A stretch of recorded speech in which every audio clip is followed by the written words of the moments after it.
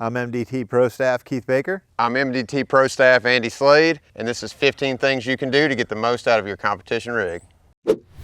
This list is in no particular order, but we're going to start with adjusting your buttstock. First, we're going to set your length of pull, normally shorter, so you can manage more recoil and get that rifle in a little square on your body. We're going to raise our butt pad, so in multiple positions to get the rear of the rifle off your pec muscle and maintain a consistent distance to your eye relief. Set your cheek rest to the height that gives you a consistent eye relief and a repeatable height. On the butt pad, you'll adjust that left, right, or the cant. So when you build a position, the rifle always comes out level. It misses your shoulder pocket and comes directly in on your chest, so that recoil only tracks back.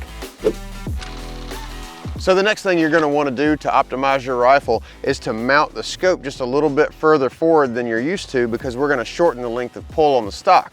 So by moving the scope back to where you have proper cheek weld and eye relief, it's going to allow you to run that shorter length of pull so we can get more square with the rifle. Here at MDT Pro Staff, we prefer the one-piece scope mounts, and that's going to make sure that we have the most solid mounting system available.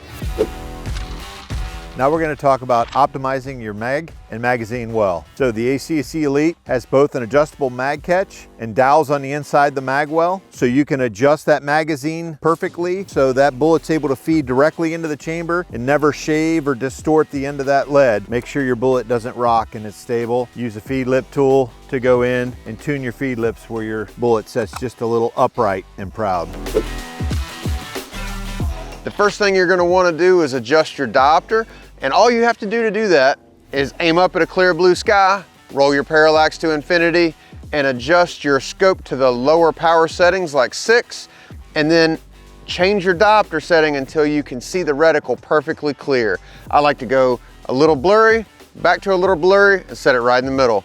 So once you've got your diopter set, make sure you're adjusting that parallax, which is the knob on the side of the scope. You want to adjust that to where we don't get any reticle movement when we nod our head up and down. We want to also make sure that we're getting our zoom level set to a power that we can see our hits and our misses downrange. Adjust your grip. So you want to adjust your grip length to get proper finger and hand geometry. So as humans, we're grippers. We grip naturally from our finger to our thumb. We need to adjust our grip length. If you cant your hand down as you pull your trigger, your other fingers tend to move. If you cant it up, you'll find ergonomically your other fingers move at the same time. You'll find that natural place where your hand just feels good and you can pull the trigger and nothing else in your hand moves. That's what we want to achieve with the adjustable grip. You can move it forward, backward, cant it near or back, whichever lines up to let those ergonomics work for you. So if your grip's too far forward, the trigger pulls to the side. If it's too far back, you push it to the other side. So what we want to achieve is a true 90-degree trigger pull. We also have an adjustable thumb piece here that you can adjust to whatever size hand you are, so it feels natural, your hand relaxes in place, so you can have a nice, relaxed trigger pull. Before you go to your event, go ahead and pull out that torque wrench and touch every single screw. One-piece scope mount, we've got 65 inch-pounds on the side, 25 inch-pounds on the zero gap feature on the left side, and then torque the right side to your manufacturer's scope setting. The next thing that you're going to want to look at are your action screws. And if you torque those, it'll make sure that your barrel to action stays tight and you maintain your accuracy. All right, balance your rifle. A perfectly balanced rifle will just stay there when it's supposed to on a prop. Make sure you check your balance of your rifle. You should measure it. You should have all your rifles set up the same, where it's natural for you when you pick up the first rifle versus a second rifle. All the different barrel contours out there, all the accessories we put on these rifles, we want them all to balance correctly so they'll just stay there without you having to put extra influence into it.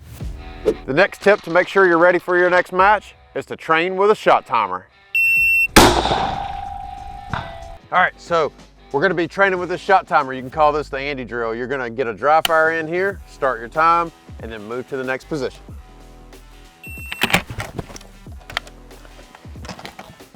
It's really important to be able to write those times down or record them in some way so that you can know exactly how much improvement you're seeing, or if you're seeing any improvement at all. So after you get everything set up, run the bolt really fast, multiple times with no ammo, nothing in the gun, no magazine, to make sure you don't skip the SEAR in any way. As soon as you apply pressure to the trigger, it falls away. allowing the firing pin to go forward. If it's set too low, the firing pin will go forward prematurely. If it's set too high, the firing pin will drag and cause inconsistent ignition. Close the bolt and then do the drop test. Hold the rifle off the ground, drop the rifle a few times on a solid surface, and make sure there's no way you can skip the SEAR. Almost every rifle today is going to come with a threaded muzzle. Don't be the guy at the range that leaves that muzzle bare. You want to go ahead and put a quality muzzle brake on it because it's going to allow you to see more of your hits and know exactly where to correct. Make sure you collect as much information as possible.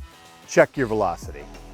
Every round I fire at 100 yards, every round I fire to prove my data, and the first thing I do when I show up at a match is verify and check my velocity. Always use the most accurate chronograph you can get your hands on. That way you've got the best information you possibly can to balance against your ballistic solver to get the best solutions.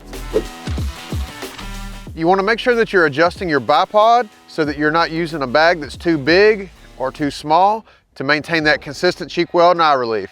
Also, while we're talking about bipods, if you're running an original ACC, there was a screw that came in the front to keep the bipod from sliding off.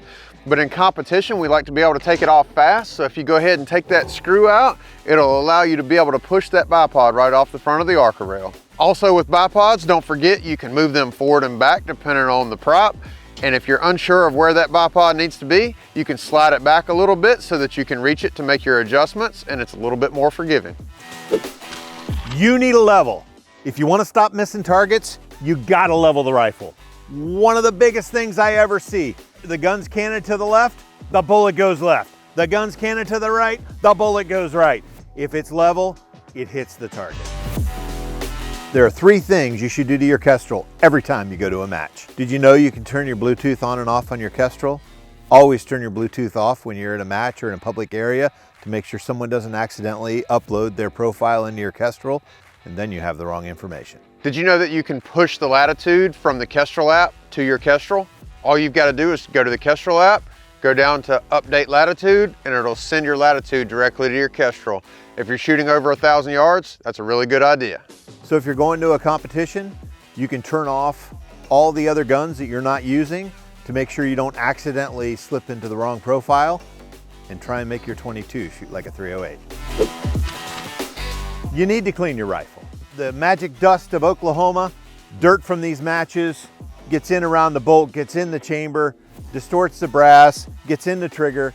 Take some time, clean the barrel, clean the rifle, clean the bolt. You will have more consistent and guaranteed performance. When you're cleaning your rifle, don't forget about the brake. Never clean the brake right before a match. Clean the brake before you start checking your zero and so forth. Because when you change the weight of that brake, you're going to change your point of impact. So always clean it before you're doing your final zeros.